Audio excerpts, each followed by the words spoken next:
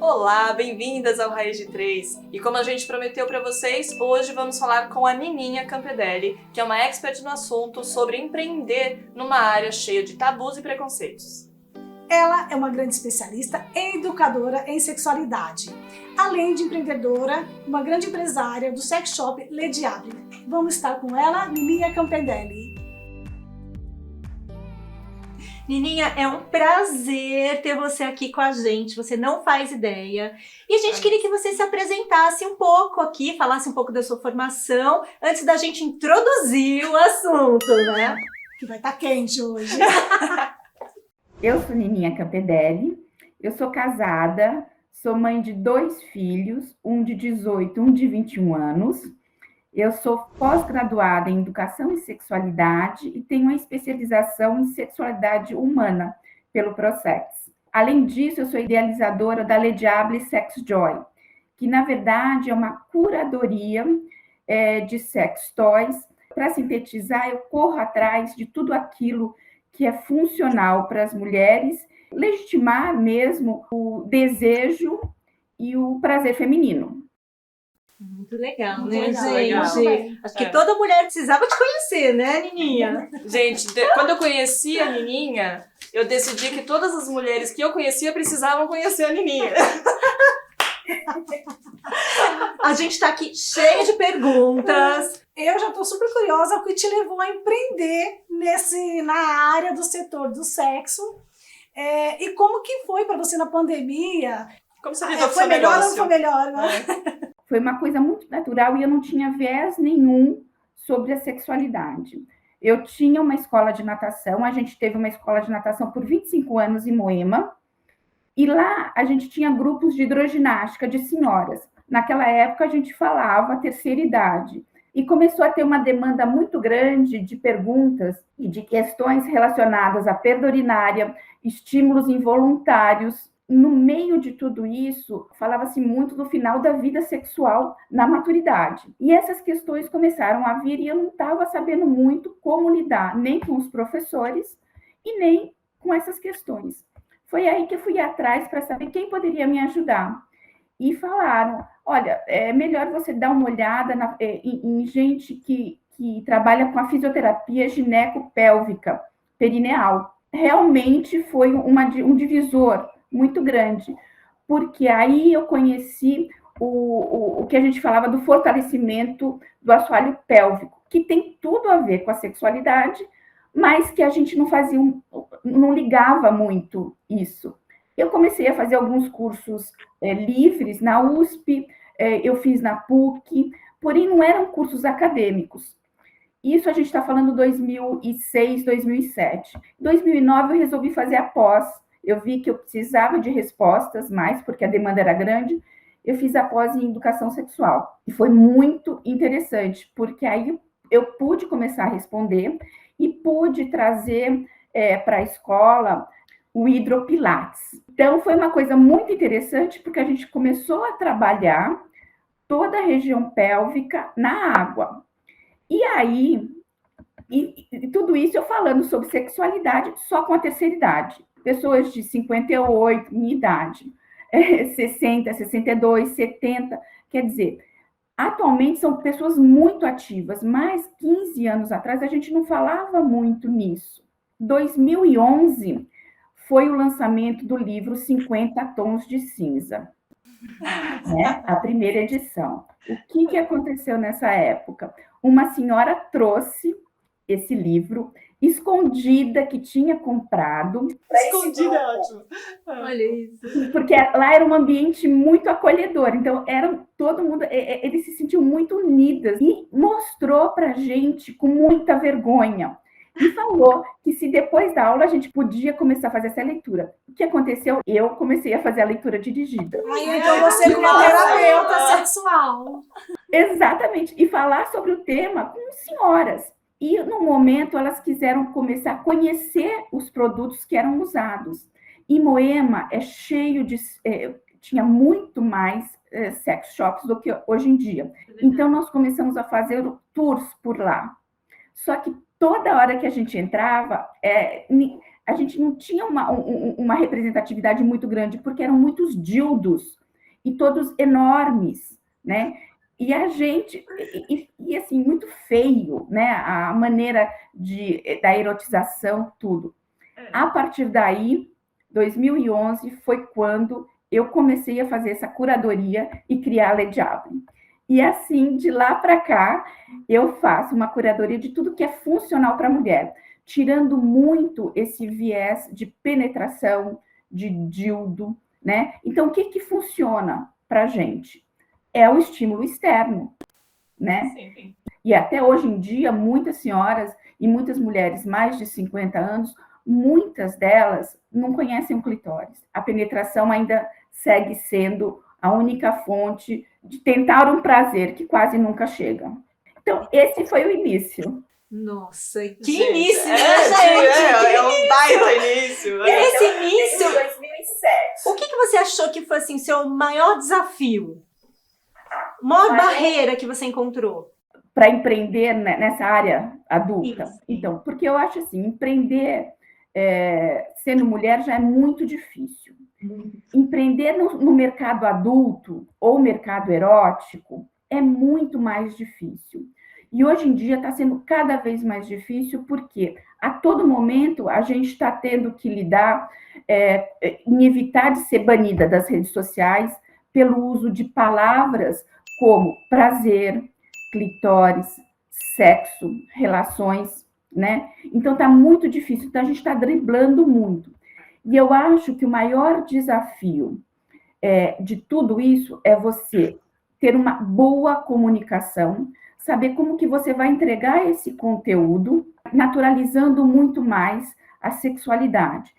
Esse é um desafio muito grande de você transformar essa comunicação, que é cheia de tabus, muitos preconceitos, em uma relação de bem-estar, né? E de um autocuidado para essas mulheres.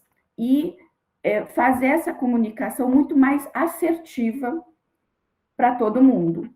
É estranho isso, né? A internet, que se diz, né, tão avançada, hoje em dia está bloqueando um assunto que vem desde que o mundo é mundo, né? Você sabe, Nininha, que até tem uma hashtag que foi cortada, bloqueada pelo Instagram, que é a sextou. De sexta-feira, sextou, porque ela significa sex to you. Então eles cortaram. Tudo nesse sentido está realmente sendo bloqueado. E aí no ambiente, realmente, que precisava dar voz a pautas como essa, né, faladas de uma forma séria, faladas de uma forma responsável. E que não tem muito também, né? São poucas as pessoas como você que estudam isso. O que acontece muito nessa área adulta é que agora, com a pandemia, houve um boom gigantesco de falar sobre sexualidade. Só que, então, vários perfis, se a gente entra na internet, são vários perfis falando sobre sexualidade, mas de uma maneira muito rasa, porque muita gente aproveitou essa onda para querer falar sobre tudo, né? Então, de uma forma rasa, de uma forma erotizando coisas que não precisariam ser erotizados, um vocabulário muito inapropriado, o que fez com que a gente fosse banido. Então, por exemplo, a gente fala sobre clitóris, a gente não pode escrever clitóris. Então, no caso, a gente escreve cli, põe um asterisco e continua... Gente, olha isso, que absurdo! Coisa, né? Vulva, a mesma coisa. Sexualidade também, porque sexualidade não é sexo. Sexualidade é aquela busca que você tem pelo seu bem-estar. O sexo entra, mas não é só isso. Então, a gente está sendo banido a toda hora. E Sextou entrou nisso também. Prazer e sexo, hashtag prazer e sexo, também não. Então, quando a gente entra e vai colocar as hashtags, a gente tem que procurar o que está banido ou não. Ô Nininha, mas assim, o nome que você exerce, educadora sexual. Então tem educação política, a gente tem educação financeira, nós temos todas as educações. Gente, é uma educação que deveria ser, eu falo assim, popularizada e pulverizada mesmo, porque para adolescentes, então não é uma coisa que deveria Hoje a gente já está em século 2021, tabu, né? né? E com esse tabu, É. né? Vários tabus, né? Tem gênero. É verdade, porque a educação sexual, você falar, o que vocês estão falando agora, trazendo, é educação sexual. Então, vocês, de certa maneira, Causa polêmica. vocês estão levando a educação sexual para mais gente, né? Sim. Então, eu sou uma educadora em sexualidade, com toda essa formação, mas vocês estão fazendo um trabalho de educação sexual. Então, quanto mais gente falar sobre isso de maneira responsável e saudável, a gente começa a tirar muito esse estigma que sexo é só sexo. Sexo, atualmente, pela ONU, a categoria sexo é um dos 4 pilares do bem-estar. Tem família, o bem-estar da alimentação, tem sexo e lazer. Então, a gente tem que entender tudo isso também. Desculpa, que me veio uma pergunta na cabeça. Você disse que durante a pandemia cresceu muito esse assunto nas redes sociais. E no seu negócio, você viu esse impacto? Gerou mais vendas, gerou mais procura sobre a educação em si ou mais sobre o produto? O que aconteceu na pandemia? Teve 2 momentos. Num primeiro momento, foi março, abril, e nos primeiros 6 meses, houve um aumento gigantesco da procura e venda dos produtos, né? E produtos muito específicos. 2 produtos que foram muito específicos. O sugador clitoriano, que teve um boom gigantesco, e algum produto, algum brinquedo, algum toy que pudesse ser usado em casal, né? Mas, assim, foi uma média de 300% o aumento da venda nos primeiros 6 meses. E o que aconteceu? Pode falar. Não, pode continuar. Eu quero complementar a pergunta da Tina tá aqui, Débora. assim, ó. Eu quero complementar, já que ela fez essa pergunta, e aí você tá falando sobre os brinquedinhos, eu quero saber se mudou o sexo dos casais durante a pandemia, entendeu? Principalmente o padrão, como que ficou? Eu vou falar sobre isso, é muito interessante. É muita coisa, né? Mas só continuando para completar, nesse primeiro momento houve esse acréscimo gigantesco, e daí o que aconteceu? As importadoras não conseguiram renovar muito os nossos estoques, né? Porque eles são produtos importados, principalmente esses. Né? E nós ficamos, então, com um gap de 2 meses, com uma lista de espera gigantesca. Inacreditável. Menina, As pessoas gostam você acha que isso mostra que as pessoas estão mais responsáveis com relação ao sexo? Porque, por exemplo, a gente está numa pandemia. Sim. Então não dá para você ficar fazendo sexo assim, né? Com qualquer um. trocando fluidos, Principalmente as pessoas que são solteiras, né? Que ficaram em casa, né? Então, será que as pessoas estão mais responsáveis mesmo? Eu não diria, talvez, mais responsáveis. Porque foi assim, quando começou a pandemia, a ordem era você ficar em casa. Então, falando dos casais que puderam permanecer juntos durante a pandemia, houve também 2 momentos diferentes. Num primeiro momento, eles estavam juntos, começaram sim ter mais. A gente viu por pesquisas que o número de atividade sexual aumentou nesse primeiro momento para quem estava casado, porque sempre se falou muito que os casados não tinham tanto, o número de atividade sexual era sempre menor do que os solteiros. Nesse primeiro momento, não. Os casais estavam ali, eles estavam juntos, quem pôde ter um local apropriado, separado, teve sim atividades sexuais, usaram brinquedos novos, outros tipos de outros tipos de atividades. Exatamente isso, né? Experimentaram outras coisas. Isso no primeiro momento. Ao passo que, quando a pandemia foi se estendendo, o confinamento foi se estendendo, começou as separações. Tô brincando, tá, gente? Só mais descontrair um pouquinho. Toda essa novidade foi terminando um pouquinho, as coisas ficaram mais estagnadas. E o desejo, aí que entra o desejo, né? A gente tem desejo, para a gente ter esse desejo espontâneo, a gente tem que ter uma certa distância, a gente tem que ter um olhar mais distante do outro, o que não aconteceu com o prolongamento da pandemia, né? Então, esses casais tiveram que começar a fazer alguma coisa para ativar o desejo responsivo, aquele desejo que você tem que ir atrás. Geralmente, esse desejo responsivo a gente tem nos casais que têm longa duração de casamentos de 10, 15 anos, o desejo espontâneo fica mais adormecido, muito mais, né? E com o distanciamento, se você está fora, você deseja uma pessoa que não está muito perto de você. E lá dentro, quem conseguiu manter uma atividade sexual mais constante teve que apelar para o desejo responsivo. Ter disponibilidade para olhar o outro de outra maneira, né? Porque estava aquele dia a dia muito maçante, todo mundo teve que repartir as funções, e às vezes aquele desejo, aquele olhar, começa a ficar diferente, né?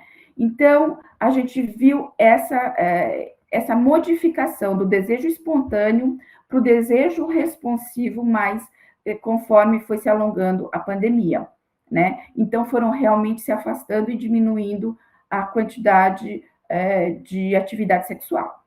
Até porque, menina, às vezes o casal ali, eles estavam em vibe diferente. O marido aconteceu dele perder o emprego na empresa, entendeu? Imagina a situação para digerir tudo isso psicologicamente e ainda ter que estar ali emocionalmente pronto para o sexo.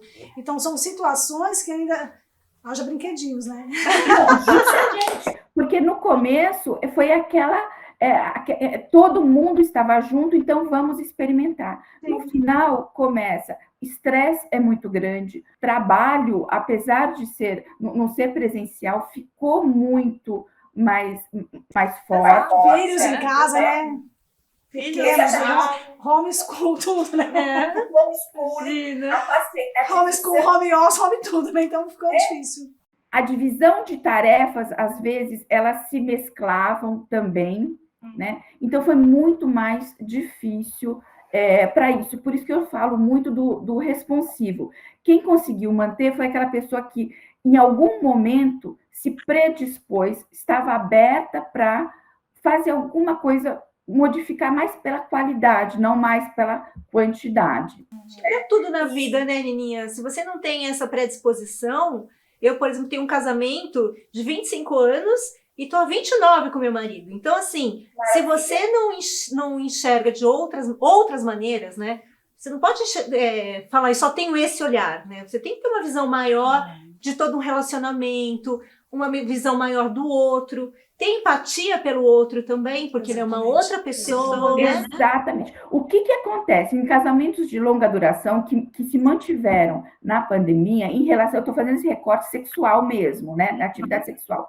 Você tem que ter essa predisposição dentro de um cenário muito complicado, né? Em algum momento você tem que apelar para pensar mais em sexo também, porque existe uma memória dopamínica aí também. Se você não pensa em sexo, você não vai fazer sexo. Se você, que nem você falou, se você não se predispõe a olhar o outro, porque sexo você faz por vontade, você faz por o amor, você faz pelo outro também, né?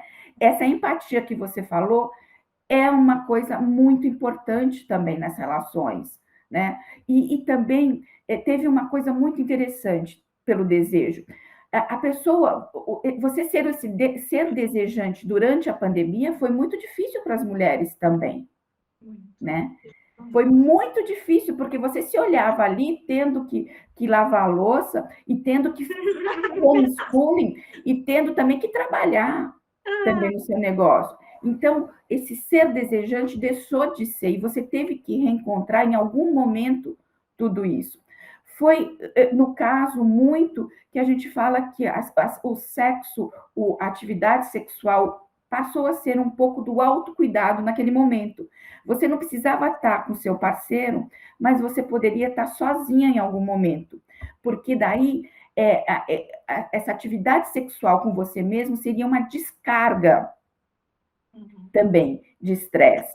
Diferente de quando você está se relacionando, que você pode estar num momento de muito prazer, porém não de uma descarga orgástica também, né? Isso, quando eu sempre falo que para você ter uma relação sexual com parceria, você não precisa ter um orgasmo também. Pode ser muito prazeroso esse estar junto, esse aconchego também. E o orgasmo é o mais físico, porque é uma descarga muito grande, né? Não sei se eu respondi mais ou menos. A gente está falando de sexualidade. Vou ter que falar para nossa câmera agora, né, gente? De sexualidade. Mas, assim, para quem ouviu do começo até agora, vocês perceberam, gente, a quantidade de oportunidades que tem de empreendedorismo nessa área? A Nininha falou de vários, né? Muita coisa. Tem muito, gente, muito. E muitas dicas boas dela também, de como lidar com a situação e o que tem que prestar atenção. Porque as pessoas acham, às vezes, que um canal de empreendedorismo, né, não pode falar de sexo, de sexualidade, mas o nosso pode tudo, a gente né, vai falar de gente? tudo, O nosso sinto pode muito. tudo, Mas é empreender, tudo é empreender. Exatamente. Porque nessa área do mercado, do mercado erótico, no mercado adulto, é gigantesco. É uma coisa assim que a gente fica de olho aberto assim para todos os segmentos. Muito legal, gente. Se deixar, a gente vai ficar aqui o dia inteiro com você. Nininha, não dá, Eu não sei como a gente ainda não recebeu uma plaquinha assim. Vamos tipo, parar, chega, vamos parar. Daqui a pouco já vê uma almofada voando aqui, vocês não estão. Eu acho que vai ter que ter a parte 2 Nininha, mesmo. tô até triste já de deixar mas você embora. É verdade. Imagina, eu que agradeço muito estar aqui com vocês, né? E estou muito feliz de poder compartilhar um pouquinho do meu conhecimento com vocês. A gente aqui O assunto agradece. é amplo aí, a gente vai ficar o dia inteiro falando. A gente vai voltar a se falar, porque eu tenho certeza que Sim. vai ter muita A gente coisa vai positiva. até abrir uma caixinha de perguntas para as nossas seguidoras, Verdade, né? boa ideia. Para mandar perguntas para você, e aí a gente vai te mandar. Vamos Vai fazer um abuso, né? direcionando. Vai direcionando. Tá bom. E super importante, né? A gente vai colocar aqui o contato da Nininha, né, gente? Verdade. Porque muita gente tá precisando de você, viu, Nininha? Ai, muito obrigada. Imagina, a gente que agradece o seu tempo, sua Muito. atenção e seu Beijo. carinho com a gente. Um beijo.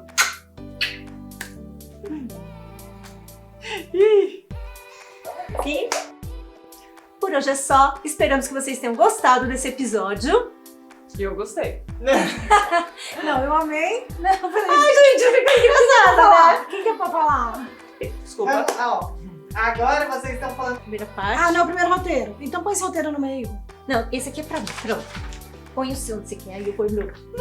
Aí já aparece. É igual pra todo mundo. Põe no meio. Mas assim, a gente vai ter mais perguntas, né, Bel? Pro próximo. Para, tá errado. Adoro, Tina. Ela não dá nem chance, gente. Não, tem que estar certinho, porque às vezes a pessoa segue e tá errado. Vamos lá. É mais. É isso Em aí. nossas redes sociais. Eu falei. Falou? Falei.